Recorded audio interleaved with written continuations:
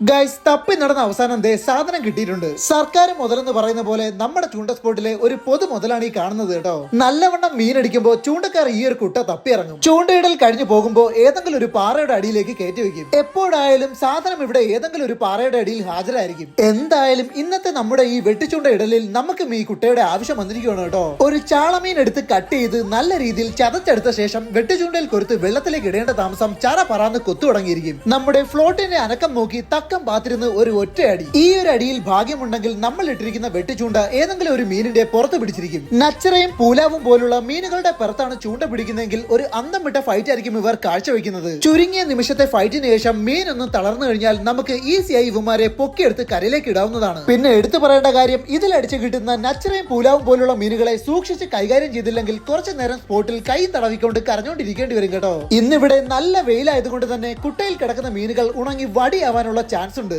ഇങ്ങനെയുള്ള അവസരങ്ങളിൽ നമ്മൾ കാണിക്കുന്ന ചെറിയൊരു പരിപാടിയാണത്. ഒരു നനഞ്ഞ തുണി ബെസ്റ്റ് ആണെങ്കിലും അത് കിട്ടിയില്ലെങ്കിൽ ഒരു നനഞ്ഞ പ്ലാസ്റ്റിക് കിറ്റ് ഇങ്ങനെ മീനിന്റെ മീതെ ഇട്ടിരുന്നാൽ ഏറെക്കുറെ നമുക്ക് ഇതിനെ വെയിലിൽ നിന്നും രക്ഷപ്പെടുത്താം കേട്ടോ.